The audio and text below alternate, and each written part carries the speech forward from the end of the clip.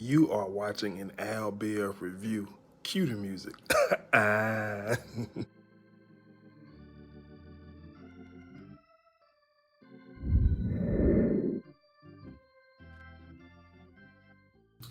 What's going on, guys? You know the vibes. Happy Wednesday. I'm here with the Greenleaf review, man. If you're new to the channel, be sure to subscribe, like, share, comment, all that beautiful stuff, man. Listen, solid episode last night. It was solid. I liked it. I enjoyed it thoroughly. So I don't even know where to start. Okay, I'm gonna start with AJ. So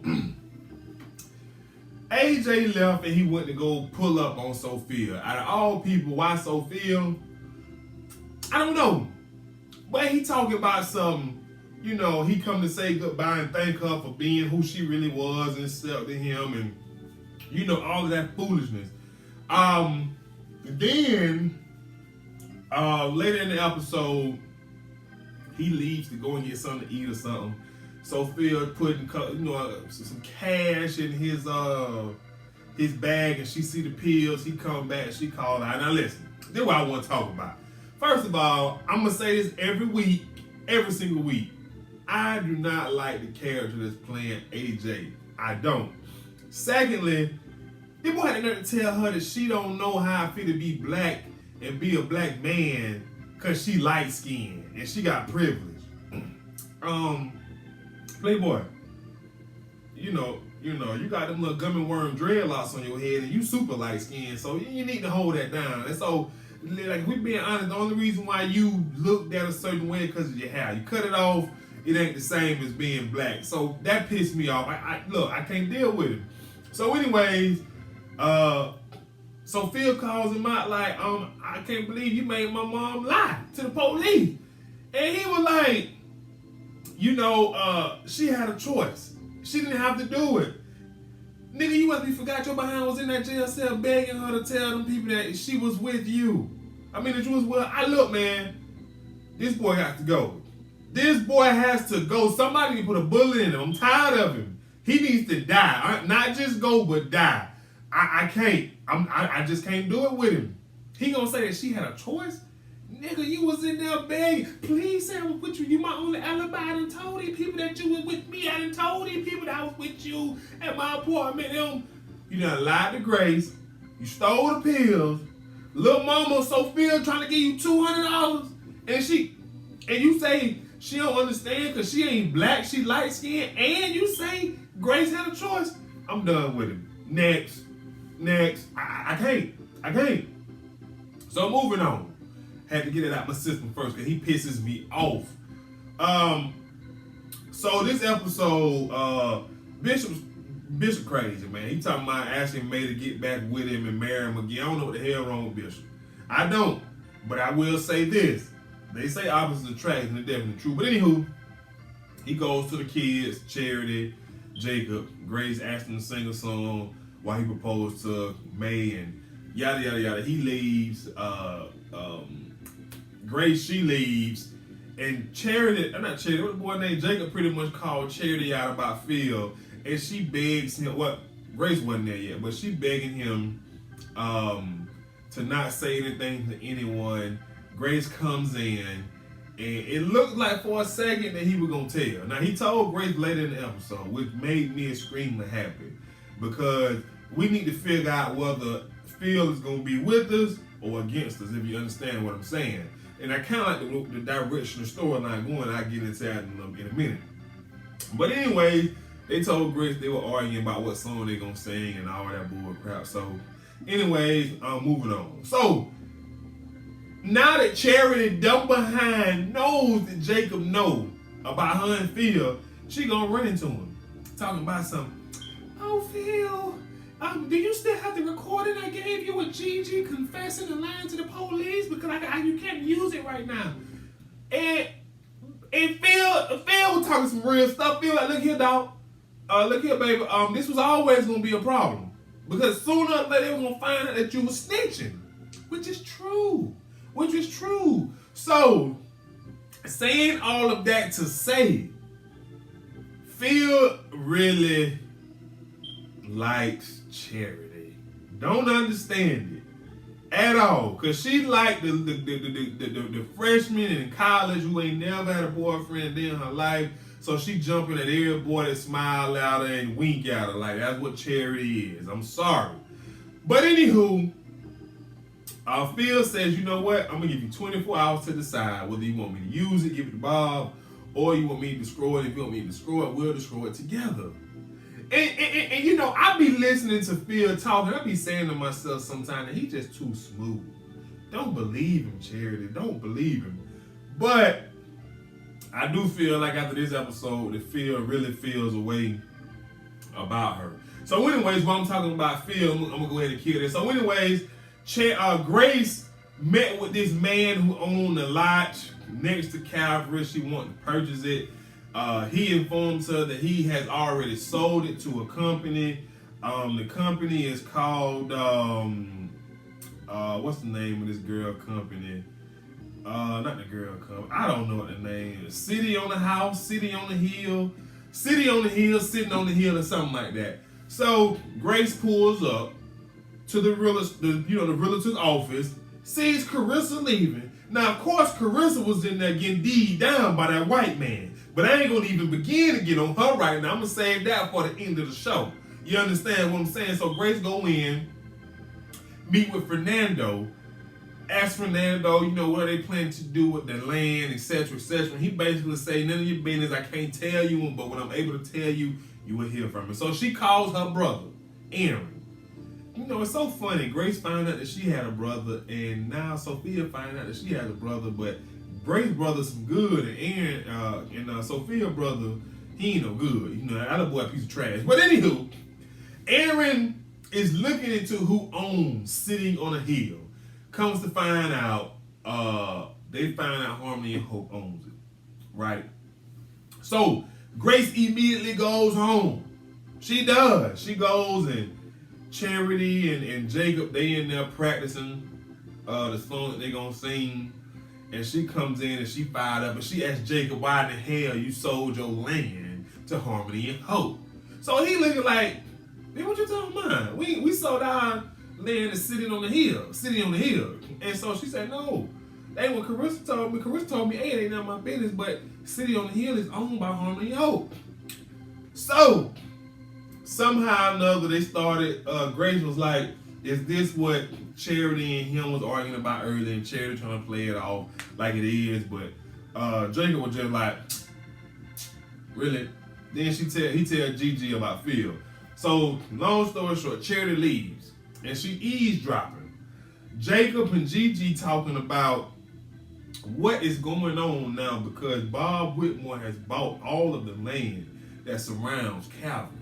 So this leads to Charity going to her man and asking Phil, because Phil says, I am Bob Whitmore. She asked him, well, since you Bob Whitmore, tell me why you ain't tell me that Bob buying up all this the land around the church. And now Phil got egg all over his face, and Phil looking like, damn, he played me. He playing me. So now I'm interested in Phil coming and joining the Greenleaf. Now, because Calvary is only big enough for one pastor, one lead pastor. Now, do I think Grace would step to the side? I do. Do I think she would step to the side for Phil? I don't know. Because Grace just want to live her life. She don't necessarily have to be a pastor or you know, she enjoys giving the word, but she don't necessarily have to be that. Like Lady Mae feels like she has to be a pastor. Charity feels like she has to be a pastor. Phil feels like he has to. Grace and Bishop, they don't feel that way. And I believe that's part of the anointing, the calling from God. You know what I'm saying? It's a select few, but it's like, I don't know. I don't even want to get into that. But anywho, saying all that to say, I'm interested to see what Phil does with this information. Okay? So, that's that. I'm going to end with Lady Mae, but I'm going to go to Zora right now. So, Dante's girlfriend, Nikki, she venting to Zora. Zora's in her Bible. The little girl get mad and storm out because Zora ain't giving her no attention. Now, Zora goes to talk to Bishop. and basically asked Bishop, does non-believers in Christ, do they go to hell? Because if so, she don't necessarily just want to stay away. She just basically want to just know if it's true and how to go about it.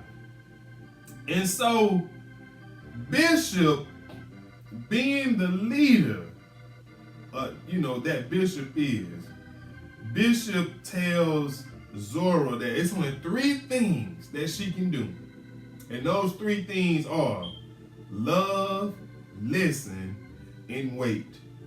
And then he goes as far as to tell Zora there is power in waiting. Now, I ain't gonna lie, that touched me.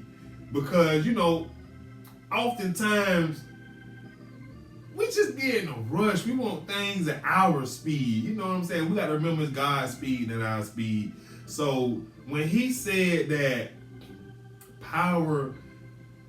there is power in waiting, like, I don't even know. I feel like I need to go to church today.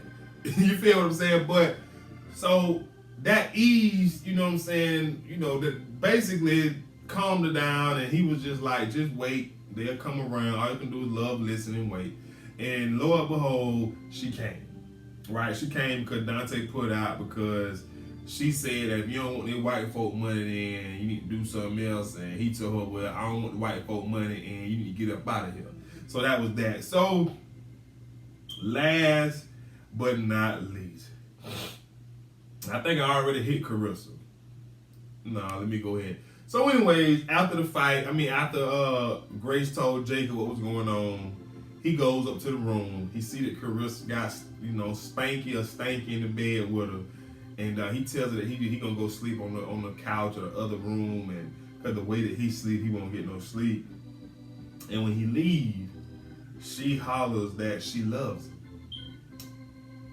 But yeah, she got that white man all up over her. Now I pray that she using Fernando, or she plan to. But Jacob, go ahead and call Tasha. I mean, come on, bro. You look like you supposed to be with a Tasha anyways. Not no Carissa. Carissa sound like I don't even know, but Jacob, you like you supposed to be with a Tasha. Go ahead and call Tasha, bring her back. Hey, boo, how you doing? I mentioned about divorce this heifer. She done sold my land to these white folks. Okay, cool, come through.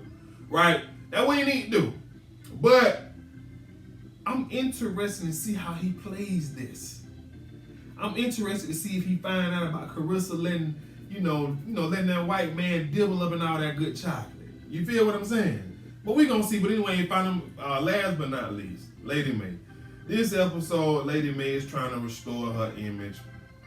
Basically, Corinne calls Lady Mae, lets her know that the Deacon Board is voting to take her name off the scholarship at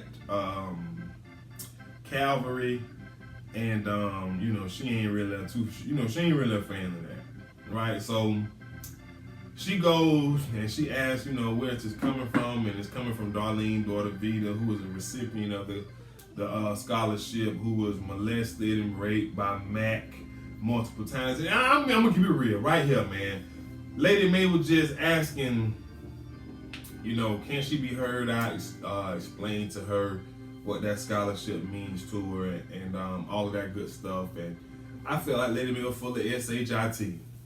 Talking about something she felt like for a long time that she could empower young women, you know what I'm saying, to give them the confidence and all of that stuff that they don't have. That just pissed me off. But then Lady Mae came off of that pedestal. She got eye level with this young lady and came out and told this young lady that she was molested by her father the same way that Mac was doing her. And that played a part into her not seeing and not knowing what Mac was doing. Now, I didn't like the fact when she said not knowing. Or not seeing, I should say, because I felt like she know her brother, right? She know what he did to her daughter, at least because, like I said, Grace, they told her. And I understand what she's saying, that she blocks it out because she had that traumatic experience that she didn't want to see. You get what I'm saying? So she broke down. It was a moment of weakness. It was the first time while I was watching this show, and I was just like, dang. I'm hoping the best for Lady Mae. I know it's a TV show, but I'm just like, But when she broke down and told the girl about her experience and what happened, next thing that the girl was able to, she wanted to bond with her. May just wanted to leave, and the lady was just like, no, y'all need to share this moment. This is real. And it was just, it was crazy, man. I didn't expect that to come out. Now, I hope Lady May ain't lying. Now, this TV show we talking about, so I can say she could be lying. This ain't real life, but, you know, long story short, it was a good scene, man. Lynn Whitfield, she did her thing, man. Them tears were coming out. It wasn't Viola Davis, but she did her thing. So then she goes home. She's upset. You know, they arguing down there, and Bishop goes to holler at her for a second, and yada, yada, yada. And he still want to marry her. But anyway, to end it off, Sophia comes home to tell Grace that she had to be there for her when she tell her that AJ was guilty. I can't wait to see what Grace do. Grace, if you out there listening in Greenleaf land, Memphis, Tennessee, turn that nigga in. Have a blessed day. Peace.